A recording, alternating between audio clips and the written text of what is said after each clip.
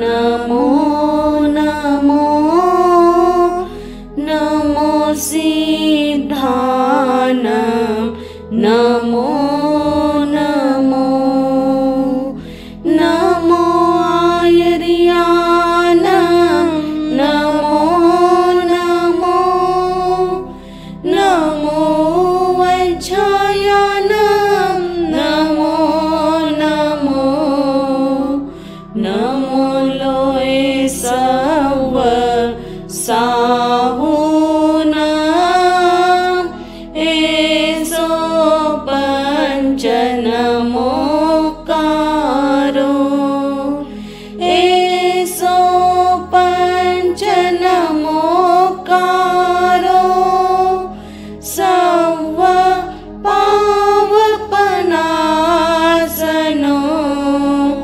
मंगलानंच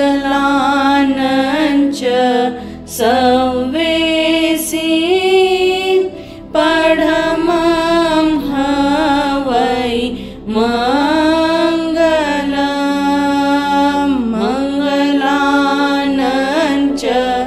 सवेसी पढ़मं हवै मंगलम्। शासनपति श्रमण भगवान महावीर स्वामी के चरणों में कोटिशः वंदन। परम आदरणीय, परम वंदनीय, नराधम को नरोत्तम बनाने वाले कुशल कारीगर संत शिरोमणि पूज्य गुरुदेव आचार्य आनंद श्री जी महाराज साहब के पावन स्मृति में भावपूर्वक वंदन। आनंद श्रमणी रत्ना उपप्रवर्तनी अरिहंत आराधिका धर्म ज्योति पूज्य श्री बेन महाराज साहब, इनके पावन चरण कमलों में कोटिशः वंदन। आत्मप्रिय बंधुओं, माताओं एवं सुशील बहनों, संदेश महावीर का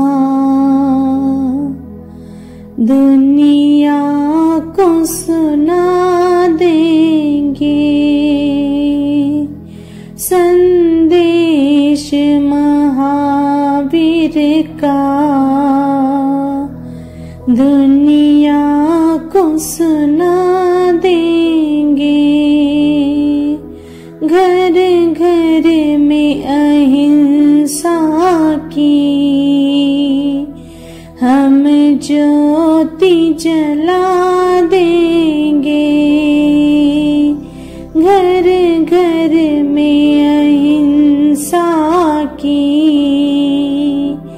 हम ज्योति जला देंगे। सिद्धांत महावीर के चमकेंगे सितारों से। गाएंगे सभी गुणगान हृदयों के तारों से। चरणों में महावीर के हम शीश झुकाएंगे। चरणों में महावीर के हम शीश झुकाएंगे।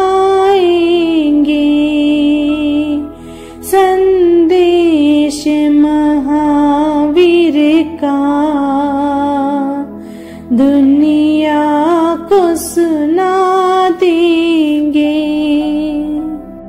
कल्पसूत्र द्वितीय खंड, इंद्र का विराट वैभव। 14वें सूत्र में इंद्र के विराट वैभव और ऐश्वर्य का वर्णन है। वह स्वामी के समान प्रजा यानी देवों का पालन पोषण करता था तथा गुरु के समान महामान्य था। इंद्र के आमोद प्रमोद के लिए विविध नाट्य, गीत तथा वाद्य यंत्र प्रयुक्त होते थे। 64 इंद्र सम्यक दृष्टि और तीर्थंकरों के परम भक्त होते हैं। वह इंद्र अपने विपुल अवधि ज्ञान से समग्र जम्बूद्वीप नामक द्वीप को चारों ओर से देखता रहता है। उस समय वहाँ वह श्रमण भगवान महावीर स्वामी को जम्बूद्वीप नामक द्वीप में स्थित भारतवर्ष के दक्षिण दक्षिणार्थ भरत के ब्राह्मण कुंड ग्राम नगर में कोडाल गोत्रीय ऋषभदत्त ब्राह्मण की जालंधर गोत्रीय भार्या देवानंदा ब्राह्मण की कुक्षी में गर्भ रूप में आए हुए देखता है। यह देखते ही उसका हृदय हर्षित, संतुष्ट, आनंदित, मोदित एवं परम आनंदित हो उठा। उसका मन परम प्रीति एवं परम सोमनस्य से युक्त हुआ। हर्ष के मारे उसका हृदय खिल उठा। जिस प्रकार मेघ धारा से सिंचित कदम्ब वृक्ष के पुष्प सुगंधित एवं विकसित हो जाते हैं, उसी प्रकार उसके रोम रोम खिल उठे, रोमांच युक्त हो गए। विकसित उत्तम कमल की भांति उसके नयन और वदन खिल उठे। श्रेष्ठ कड़े पहुंची केयूर, बाजूबंद, मुकुट, कुंडल तथा हार से सुशोभित वक्ष स्थल वाला एवं लंबे लटकते हुए बार बार दोलायमान आभूषणों को धारण किए हुए वह सुरेंद्र ससंभ्रम यानी सहसा शीघ्र ही चपलता से सिंहासन से उठकर खड़ा हुआ। फिर वह पाद पीठ से नीचे उतरा। वैडूर्य, वरिष्ठ, अरिष्ट, अंजन आदि रत्नों से युक्त निपुण कलाकारों कारीगरों द्वारा निर्मित चमचमाती हुई मणियों और रत्नों से मंडित पादुका यानी त्रानों को उतार कर दुपट्टे से उत्तरासन बोलते समय मुख से यत्ना करके अंजलि से अग्रहस्त को मुकुलित कर वह इंद्र गर्भस्थ तीर्थंकर भगवान महावीर के सम्मुख 7-8 कदम आगे चलकर दाहिने घुटने को ऊंचा और बाएं घुटने को भूमि पर रखकर मस्तक को 3 बार भूमि तल पर टिकाता है। फिर किंचित ऊंचा होता है और सीधा होकर कड़े और त्रुटि पहुंची से युक्त भुजा को संकुचित करता है। तत्पश्चात 10 नख एक दूसरे से सटाकर मस्तक पर अंजलि करता हुआ इस प्रकार स्तुति पाठ बोलने लगा। नमस्कार हो अर्यंत भगवंतों को, जो धर्म तीर्थ की आदि करने वाले, धर्म तीर्थ की स्थापना करने वाले, स्वयमेव संबोध को प्राप्त, पुरुषों में उत्तम, पुरुषों में सिंह, पुरुषों में श्रेष्ठ पुंडरीक, श्वेत कमल सदृश, पुरुषों में श्रेष्ठ गंधहस्ती के समान, लोक में उत्तम, लोक के नाथ, लोक के हितकर्ता, लोक में दीपक तुल्य, लोक में धर्मोद्योत करने वाले, अभय दान दाता, ज्ञान रूपी नेत्र के दाता, मोक्ष मार्ग के उपदेश दाता, शरण दाता, संयम जीवन प्रदाता, सम्यक स्वरूप बोधि के दाता, धर्म बोध के दाता, धर्म के उपदेष्टा, धर्म के नेता, धर्मरथ के सारथी है, 4 गतियों का अंत करने वाले, श्रेष्ठ धर्म चक्रवर्ती है, भव सागर में द्वीप सम, रक्षा रूप, शरण रूप, गति रूप, प्रतिष्ठा यानी आधार रूप, अप्रतिहत एवं श्रेष्ठ ज्ञान दर्शन के धारक, छद्मावस्था से निवृत्त, रहित, राग द्वेष के विजेता, दूसरों को विजय दिलाने वाले, स्वयं संसार समुद्र से तीरे पार हुए और दूसरों को पार करने तारने वाले, स्वयं बोध पाए हुए और दूसरों को बोध देने वाले है, स्वयं कर्मों से मुक्त है और दूसरों को मुक्त कराने वाले है, वे सर्वज्ञ सर्वदर्शी तथा शिव रूप यानी मंगलमय, अचल, अरुज, रोग रहित, अनंत यानी अंतर रहित, अक्षय यानी क्षय रहित, अव्याबाद यानी बाधा पीड़ा रहित तथा पुनरावृत्ति जहाँ से वापस संसार में लौटना नहीं पड़ता, ऐसी सिद्ध गति नामक स्थान को प्राप्त कर चुके हैं, जो भय को जीतने वाले हैं, राग द्वेष को जीतने वाले हैं, उन जिनेंद्र भगवान को मेरा नमस्कार हो। नमस्कार हो श्रमण भगवान महावीर स्वामी को, जो धर्म रूप तीर्थ की आदि करने वाले, चरम तीर्थंकर तथा पूर्व तीर्थंकरों द्वारा निर्दिष्ट यावत अपुनरावृत्ति सिद्धि गति को पाने के लिए तीव्र उत्सुक है। वहाँ देवानंदा के गर्भ में रहे हुए उन भगवान को यहाँ स्वर्ग में मैं रहा हुआ वंदन करता हूँ। वहाँ रहे हुए भगवान यहाँ रहे हुए मुझे देखे। इस प्रकार की भावना करके देवराज शकेंद्र ने श्रमण भगवान महावीर स्वामी को वंदन नमस्कार किया और फिर पूर्व दिशा की ओर मुख करके अपने श्रेष्ठ सिंहासन पर बैठा। शकेंद्र द्वारा किए हुए स्तुति पाठ के 3 नाम शास्त्रों में मिलते हैं। कल्पसूत्र, जम्बूति प्रज्ञप्ति आदि आगमों में, शक्रस्तव, अनुयोग द्वार सूत्र में, नमोत्थुनम योग शास्त्र और प्रतिक्रमण वृत्ति में प्रणिपात सूत्र इस स्तुति में तीर्थंकरों के आध्यात्मिक गुणों का उत्कीर्तन किया गया है। जो साधक प्रतिदिन नियमित रूप से भाव विभोर होकर इसका 108 बार जप करता है, उसके चरणों में समग्र जगत का भौतिक और आध्यात्मिक वैभव स्वतः उपस्थित हो जाता है। वह सदैव सर्वत्र सुख, शांति, आनंद और प्रसन्नता प्राप्त करता है। तत्पश्चात तीर्थंकर भक्त उस शक्र देवेंद्र देवराज को इस प्रकार का अध्यवसाय रूप, चिंतन रूप, पथ्य रूप, मनोगत मन ही मन संकल्प समुत्पन्न हुआ। न तो पहले कभी ऐसा हुआ है, न वर्तमान में होता ही है और न भविष्य में कभी होगा कि अरिहंत तीर्थंकर या चक्रवर्ती अथवा बलदेव या वासुदेव अंत्य कुलों में, प्रांत कुलों में, तुच्छ कुलों में, दरिद्र कुलों में, कृपन कुलों में, भिक्षाचर कुलों में अथवा ब्राह्मण कुलों में जन्मे हो, जन्म लेते हो अथवा जन्म लेंगे। यह तो निश्चय ही है कि अरिहंत या चक्रवर्ती अथवा बलदेव या वासुदेव उग्र कुलों में, भोग कुलों में, राजन्य कुलों में, इक्ष्वाकु कुलों में, क्षत्रिय कुलों में अथवा हरिवंश कुलों में या फिर तथा प्रकार के किन्हीं अन्य विशुद्ध जाति, विशुद्ध कुल या विशुद्ध वंशों में जन्मे थे, जन्मते हैं और जन्मेंगे। उग्र आदि कुलों का स्वरूप इस प्रकार के भगवान ऋषभदेव ने राज्य व्यवस्था के लिए उग्रादि कुलों की स्थापना की थी। राज्य व्यवस्था के लिए जो आरक्षक दल बनाया, जिसके अधिकारी दंड आदि रखते थे, वे उग्र कहलाए। मंत्रिमंडल बनाया, उसके अधिकारी गुरु स्थानीय थे, वे भोग नाम से प्रसिद्ध हुए। राजा के समीपस्थ मित्र रूप में परामर्श देने वाले राजन्य कहलाए। शेष अन्य जो राजकुल में उत्पन्न हुए, वे क्षत्रिय नाम नाम से प्रसिद्ध हुए। भगवान ऋषभदेव 1 वर्ष से कुछ कम के थे तब नाभि राजा की गोद में बैठे क्रीड़ा कर रहे थे। उस समय शकेंद्र हाथ में इक्षु लेकर आया। भगवान ने उसे लेने के लिए हाथ आगे बढ़ाया। इंद्र ने इक्षु लेने की इच्छा जानकर भगवान का वंश इक्ष्वाकु नाम से स्थापित कर दिया। हरिवर्ष क्षेत्र से लाए गए युगल से हरिवंश की उत्पत्ति हुई तथा प्रकार के अन्य जाति कुल वंश से तात्पर्य है जो महान शक्ति और तेज से संपन्न हो, योद्धा हो, जिनका व्यक्तित्व तेजस्वी और प्रभावशाली हो, जो अभूतपूर्व साहसिक सत्कार्य करके पुरस्कार योग्य हो, ऐसे वीर गणनायक, सन्निवेश नायक, कुटुंब नायक या लिच्छवी या मल्लवी कुल के शासक आदि हो। किंतु लोक में इस प्रकार की आश्चर्यभूत बात भाव भी अनंत अवसर्पिणी और उत्सर्पिणी काल व्यतीत हो जाने पर कभी कभी हुआ करती है, जबकि अरियंत, तीर्थंकर, चक्रवर्ती, बलदेव या वासुदेव तथा प्रकार के नाम कर्म और गोत्र कर्म के क्षीण स्थिति के क्षय न होने से, रस विपाक द्वारा कर्म के नहीं भोगे जाने से तथा विद कर्म की निर्जरा नहीं होने से तथा उस कर्म के उदय से वे अंत्य, प्रांत, तुच्छ, दरिद्र, कृपण, भिक्षुक या ब्राह्मण कुल में अतीत काल में आए हैं, वर्तमान में आते हैं और भविष्य में भी आएंगे तथा वह अतीत काल में कुक्षी में गर्भ रूप से उत्पन्न हुए हैं, वर्तमान में होते हैं और भविष्य में भी उत्पन्न होंगे, परंतु अतीत काल में भी उन्होंने उन निकृष्ट कुलों में जन्म नहीं लिया है, वर्तमान में भी जन्म नहीं लेते और न भविष्य में ही जन्म लेंगे। जिसे जान सुन या देखकर मन विस्मय से भर जाता हो, जो बात अभूतपूर्व और अलौकिक हो, उसे आश्चर्य कहा जाता है। आश्चर्य असंभव नहीं अपितु संभव है, किंतु विरल घटना होती है। स्थानांग, प्रवचन सारोद्धार और कल्पसूत्र की टीकाओं में 10 आश्चर्यों का उल्लेख है। उपसर्ग, गर्भापहरण, स्त्री तीर्थ, अभावित परिषद, श्री कृष्ण का अपरकंका गमन, चंद्र और सूर्य का आकाश से उतरना, हरिवंश कुल की उत्पत्ति, उत्कृष्ट अवगाहना के 108 सिद्ध और असंयत पूजा। संक्षेप में इनका परिचय इस प्रकार है। पहला उपसर्ग, तीर्थंकर का यह अतिशय होता है कि वे जहाँ रहते हैं वहाँ और उसके आस पास 100 योजन तक किसी प्रकार का वैर भाव, मृगी, महामारी एवं उपद्रव नहीं होता, परंतु तीर्थंकर भगवान महावीर को केवल ज्ञान होने के पश्चात उन्हीं के सम्मोचरण में, उन्हीं के समक्ष गोशालक ने उनके शिष्य सर्वानुभूति और सुनक्षत्र अंगार को तेजोलेशा से भस्म कर डाला था तथा भगवान महावीर पर भी उसने तेजोलेशा फेंकी, मगर वह उनके इर्द गिर्द चक्कर काटकर पुनः गोशालक के शरीर में प्रविष्ट हो गई। यह उपसर्ग प्रथम आश्चर्य था। दूसरा, गर्भापहरण, तीर्थंकरों के गर्भ का अपहरण नहीं होता, श्रमण भगवान महावीर स्वामी के गर्भ का अपहरण हुआ, इसका वर्णन आगे आएगा। यह दूसरा आश्चर्य है। तीसरा, स्त्री तीर्थ, तीर्थंकर पुरुष ही होते हैं, स्त्री नहीं, किंतु प्रस्तुत अवसर्पिणी काल में 19वीं तीर्थंकर मल्ली भगवती स्त्री हुई, यह तृतीय आश्चर्य है। चौथा, अभावित परिषद, तीर्थंकर का प्रथम प्रवचन इतना प्रभावशाली होता है कि उसे सुनकर भौतिकता में आखंड डूबा हुआ मनुष्य भी संयम मार्ग को अपना लेता है, परंतु आश्चर्य है कि भगवान महावीर स्वामी को केवल ज्ञान उत्पन्न होते ही देवों ने केवल ज्ञान महोत्सव किया, समोसरण की रचना की। भगवान महावीर स्वामी ने यह जानकर कि इस सभा में कोई भी सर्ववीरती चारित्र अंगीकार करने वाला नहीं है, जानकर 1 क्षण तक प्रवचन किया, मगर किसी ने चारित्र अंगीकार नहीं किया। अतः तीर्थंकर महावीर के प्रथम प्रवचन को पात्र की अपेक्षा से निष्फल हो जाने के कारण उनकी प्रथम परिषद को अभावित कहा गया, यह भी आश्चर्य है।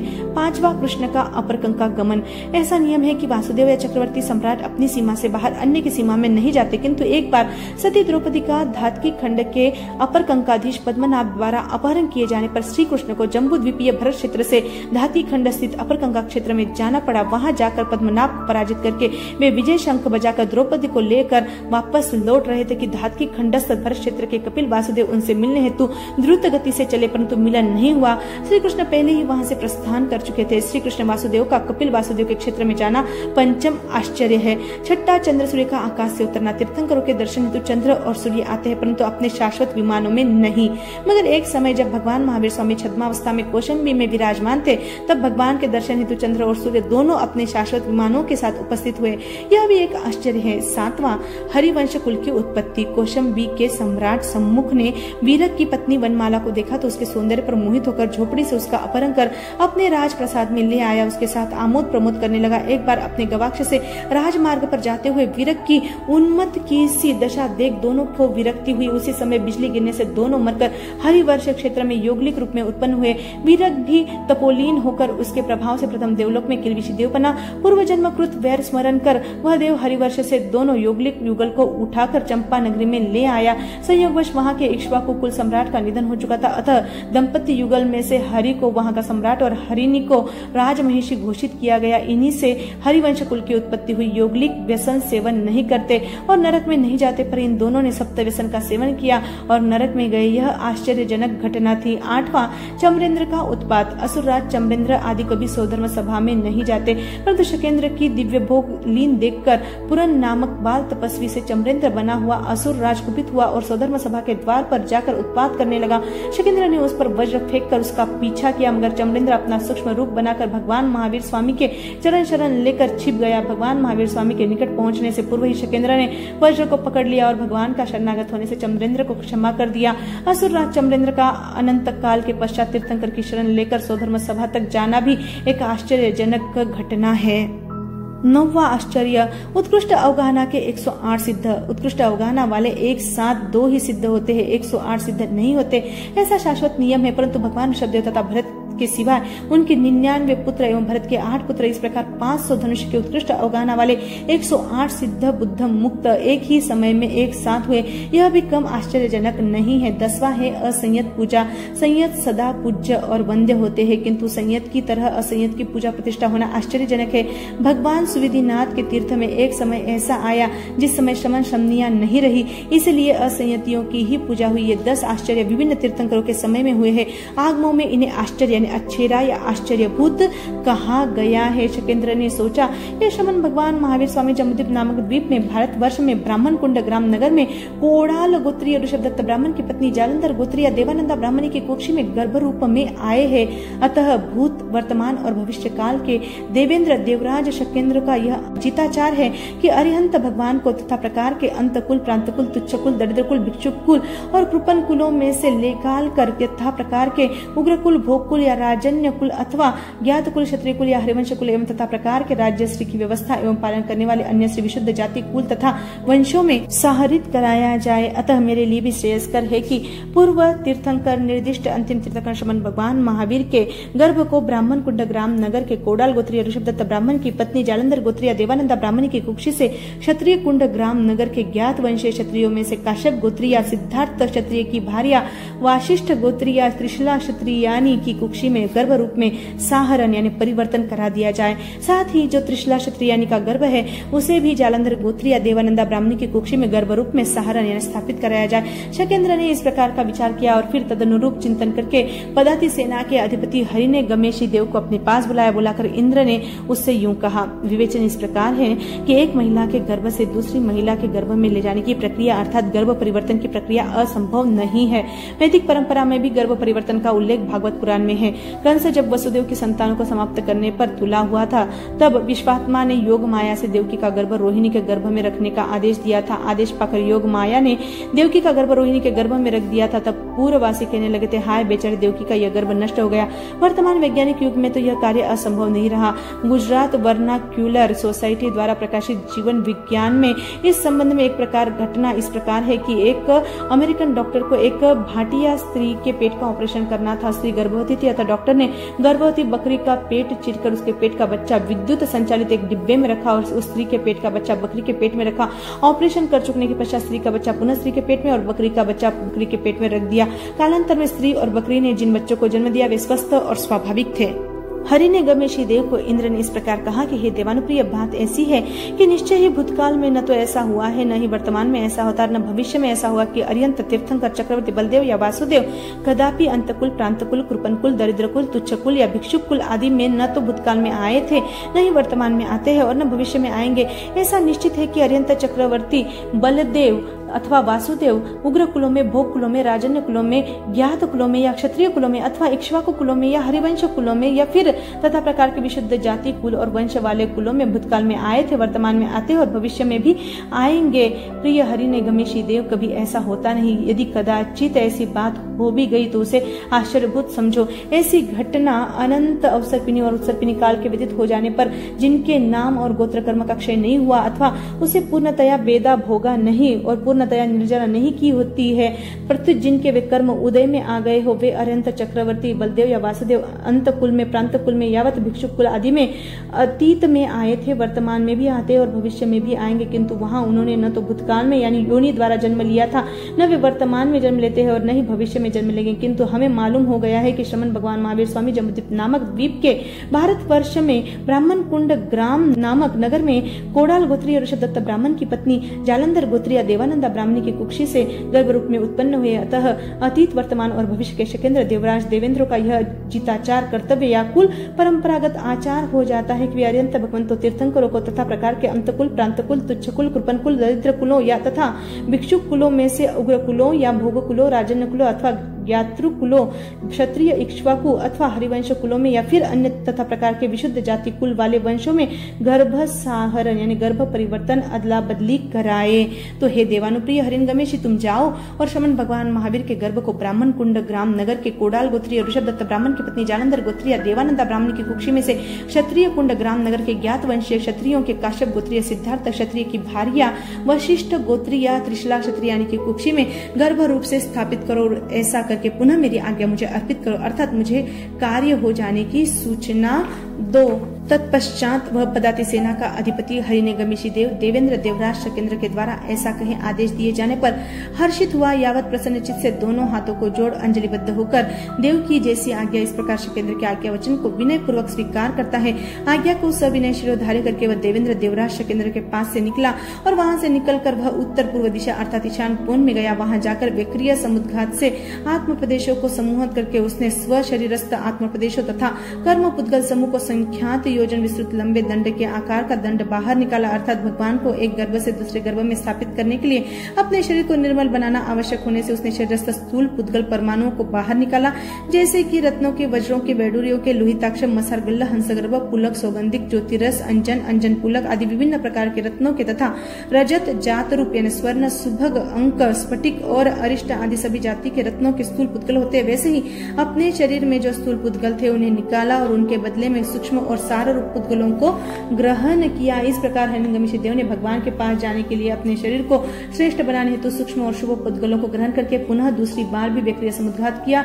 फिर अपने मूल शरीर से पृथक द्वितीय उत्तर वैक्रिय शरीर बनाया। उत्तर वैक्रिय शरीर बनाकर वह उत्कृष्ट त्वरायुक्त चपल, अत्यंत तीव्र गति वाली, प्रचंड अतिवेग वाली, प्रचंड आंधी से प्रताड़ित, धूम्रवत तेज वेग वाली शीघ्र तथा दिव्य गति से चल पड़ा। वहां से चलकर वह तिरछे असंख्य द्वीप समुद्रों के मध्य में होता हुआ जहां जम्बूद्वीप था, जहां भारतवर्ष था, जहां ब्राह्मण कुंड ग्राम नामक नगर था और जहां पर ऋषभ दत्त ब्राह्मण का घर था, जहां उसकी पत्नी देवानंदा ब्राह्मणी थी, वहां आया।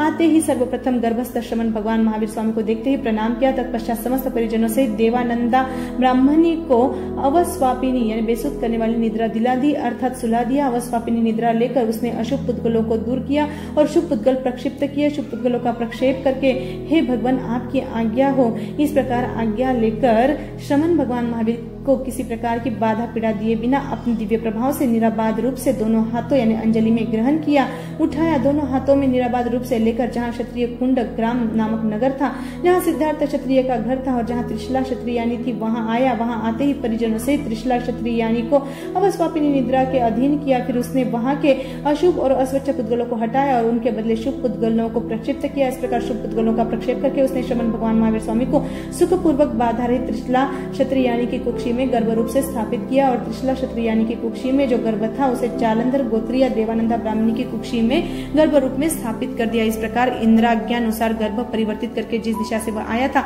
उस दिशा में वापस लौट गया। वहां से चलकर वह हरिणगमेशी देव उत्कृष्ट, त्वरित, चपल, स्फूर्ति युक्त तथा वेग युक्त ऊपर की ओर जाने वाली शीघ्र एवं दिव्य गति चाल से तिरछे असंख्यात द्वीप समुद्रों के बीचों बीच होकर और हजार हजार योजन के विराट पदन्यास ने डग भरता हुआ ऊपर उठा। ऊपर उठकर जिस ओर सौधर्म नामक कल्प था वहां सौधर्मा वतंसक विमान में शक्र नामक सिंहासन पर जहां देवेंद्र देवराज शकेंद्र बैठा था वहां उसके समीप आया। आते ही शीघ्र ही उसने देवेंद्र देवराज शकेंद्र को उसकी आज्ञा वापस सौंपी, अर्थात तो उसकी आज्ञा अनुसार कार्य करने देने की सूचना दी। उस काल उस समय में श्रमण भगवान महावीर स्वामी गर्भ में आने से पूर्व और पश्चात 3 ज्ञान मति शुद्ध अवधि से युक्त थे। मुझे यहाँ से सहरण किया जाएगा इस बात को वे जानते थे। सहरण करते समय को अति सूक्ष्म होने से नहीं जानते थे, किंतु सहरण हो गया यह वे जानते थे। उस काल और उस समय जब वर्षा ऋतु चल रही थी, वर्षा ऋतु का यह तीसरा महीना और 5वां पक्ष चल रहा था। आश्विन का कृष्ण पक्ष था। वह आश्विन कृष्णा त्रयोदशी का दिन था, जबकि देवानंदा ब्राह्मणी के गर्भ में आए हुए 82 रात्रि दिन व्यतीत हो गए थे और 83वां दिन चल रहा था, अर्थात आसोजवदी तेरस के दिन मध्य रात्रि, पूर्व रात्रि और अपर रात्रि की संधि के समय उत्तरा फाल्गुनी नक्षत्र का योग चंद्र के साथ आते ही हितानुकंपी हरिणगमेशी देव ने शकेंद्र के वचनों के आदिष्ट होकर ब्राह्मण कुंड ग्राम नामक नगर के कोडाल गोत्रीय ऋषभ दत्त ब्राह्मण की भार्या जालंधर गोत्रीय देवानंदा ब्राह्मणी की कुक्षी से क्षत्रिय कुंड ग्राम रामनगर के ज्ञातृवंशी काश्यप गोत्रीय सिद्धार्थ क्षत्रिय की भारिया वाशिष्ठ गोत्रीय त्रिशला क्षत्रियानी की कुक्षी में किसी प्रकार का कष्ट दिए बिना निराबाद रूप से अपने दिव्य प्रभाव से भगवान को गर्भ रूप में लाकर रखा, स्थापित किया। श्रमण भगवान महावीर उस समय 3 ज्ञान से युक्त थे, जैसे कि वे जानते थे कि मेरा यहाँ से सहरण होगा, किंतु सहरण हो रहा है यह बहुत सूक्ष्म समय होने से नहीं जानते थे। सहरण हो चुका है यह वे जानते थे। जिस रात्रि को श्रमण भगवान महावीर स्वामी जालंधर गोत्रिया देवानंदा ब्राह्मणी की कुक्षी में से वशिष्ठ गोत्रिया त्रिशला क्षत्रियानी की कुक्षी में गर्भ रूप में स्थापित किए गए थे, उस रात्रि में जब वह देवानंदा ब्राह्मणी अपनी शैया पर अर्धनिद्रित अवस्था में थी, तब उसने ऐसा स्वप्न देखा कि मेरे उदार कल्याण रूप शिव रूप धन्य मांगल्य रूप श्री युक्त 14 महास्वप्न त्रिशला क्षत्रियानी ने हर लिए है। ऐसा देख वह एकदम हड़बड़ाकर जाग उठी। वे 14 महास्वप्न थे, हाथी से लेकर निर्धूम अग्नि तक। जिस रात्रि को श्रमण भगवान महावीर स्वामी जालंधर गोत्रिया देवानंदा ब्राह्मणी की कुक्षी से वाशिष्ठ गोत्रिया त्रिशला क्षत्रियानी की कुक्षी में गर्भ रूप में स्थापित किए गए, उस रात्रि में वह त्रिशला क्षत्रियानी उस तादृश वासगृह यानी शयनागार में अर्धनिद्रित अवस्था में सो रही थी। वह वासगृह अंदर से अनेक चित्रों से चित्रित था और बाहर से सफेद चूने से पोता हुआ था। उसे घिसकर चिकना और चमकदार बनाया गया था। उसकी छत विविध प्रकार के चित्रों से चित्रित थी। मणियों और रत्नों की जगमगाहट ने वहां का अंधकार नष्ट कर दिया था। उसका भूमि भाग यानी तल भाग फर्श बहुत ही समतल और सुविभक्त था। उस पर 5 रंगों के सरस सुगंधित पुष्पों के ढेर यत्र तत्र मुक्त रूप से बिखरे हुए थे। वह वासगृह काले अगर, उत्तम कुंदरू, लोभान आदि सुगंधित द्रव्यों से निर्मित धूप से अत्यंत महक रहा था। अन्य सुगंधित पदार्थों की मीठी मीठी सुगंध हवा के साथ उड़ने से वह शयन कक्ष बड़ा अभिराम हो रहा था, मानो श्रेष्ठ सुगंध से युक्त गंधवट यानी गुटिका सा ही वह सुरभित हो। इस प्रकार के श्रेष्ठ कक्ष में उत्तम पलंग पर अत्यंत कोमल शैया बिछी हुई थी, जिस पर प्रमाणोपेत और शैया को आलिंगित करता हुआ उपधान यानी तकिया लगा हुआ था तथा पैर के दोनों ओर उपधान रखे हुए थे। इस कारण वह शैया दोनों ओर से उन्नत और बीच में गहरी नीची थी। गंगा तट की बालू के समान वह मुलायम थी तथा अलसी के निर्मित स्वच्छ वस्त्र से वेष्टित थी। बारीक चादर से वह ढकी हुई थी। उसके चारों ओर रज तथा मच्छरों आदि से रक्षा के लिए लाल रंग की मशहरी यानी रजस्त्रान लगी हुई थी। उस सुरम्य शैया का स्पर्श मृग चर्म, पिंजी हुई रुई, बूर, नवनी तथा आग की रुई तूल के समान अत्यंत कोमल था। शैया सजाने की कला के अनुसार वह सुसज्जित एवं सुरचित थी। उसके सन्निकट उत्तम सुगंधित पुष्प और सुगंधित चूर्ण पाउडर छीटा हुआ होने से वह शयनोपचार से कलित थी। ऐसी शैया पर अर्ध निद्रावस्था में प्रसुप्त त्रिशला क्षत्रियानी ने अर्धरात्रि, पूर्व रात्रि और अपर रात्रि की संधि के समय में इस प्रकार के उदार प्रधान 14 महास्वप्नों को देखा और जागृत हुई। वे 14 महास्वप्न क्रमशः ये है: गज, वृषभ, सिंह, लक्ष्मी, पुष्पमाला, चंद्र, सूर्य, ध्वजा, कुंभ, पद्म सरोवर, समुद्र, विमान भवन, रत्न राशि और निर्धूम अग्नि। इन 14 स्वप्नों का विस्तृत वर्णन हम समय आने पर सुनेंगे। वीर नाम अति मीठा है, कोई गा के देख ले, आ जाते भगवान कोई बुला के देख ले। वीर नाम अति मीठा है, कोई गा के देख ले, आ जाते भगवान कोई बुला के देख ले। वीर नाम अति मीठा है, आधे नाम से आ जाते हो कोई बुलाने वाला, बिक जाते भगवान कोई हो मोल चुकाने वाला, कोई मोल चुकाने वाला। कोई चंदना जैसे, कोई चंदना जैसे उड़द खिला के देख ले, आ जाते भगवान कोई बुला के देख ले। वीर नाम अति मीठा है। बोलिए श्रमण भगवान महावीर स्वामी की जय। मंगल पाठ। नमो अरिहंता, नमो सिद्धा, नमो हिरियानम, नमो वैठायन, नमो लोय सब साउनम, चैता भारम वासम चकवटी महे धियो संति संति करे लोय बतुगे मनोतरम, नमियुना सुसुर गरुला व्यंग परिवंधी देखले से आर्य सिद्धा एरिया उठाया सब साउनम, सर्वारिष्ट प्रणाशाय सर्वाभीष्टदायिने सर्वलब्धिनिधानाय गौतम स्वामी नमो नमः। गुरुदेव की आज्ञा चत्वारिंशता मंगलम सिद्धामंगलम साहुमंगलम केवलीपनतो धम्मो मंगलम चत्तारि लोकोत्तमा हरिहंता लोकोत्तमा सिद्धा लोकोत्तमा साहु लोकोत्तमा केवलीपनतो धम्मो लोकोत्तमो चत्तारि शरणं पवज्जामि सिद्ध शरणं पवज्जामि साहु शरणं पवज्जामि धम्मं शरणं पवज्जामि हरिहंतो का शरणा सिद्धों का शरणा द्वों का शरणा दयाधन का शरणा चार शरणा दुख हरना सुख करना शरण को जो भी प्राणी आदरे अक्षय अमर पद।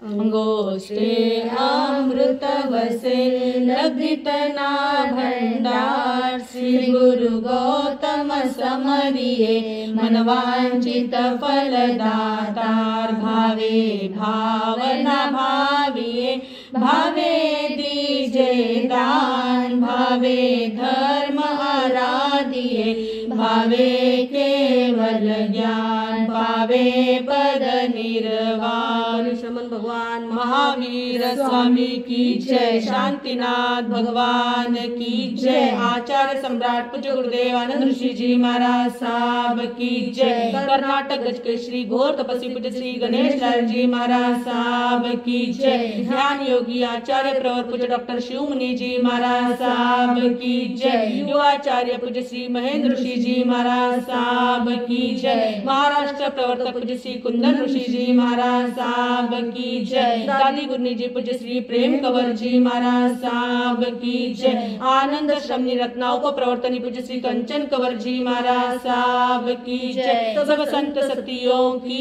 जय। अहिंसा परमो धर्म की जय। जैन धर्म की जय। श्रमण संघ की जय।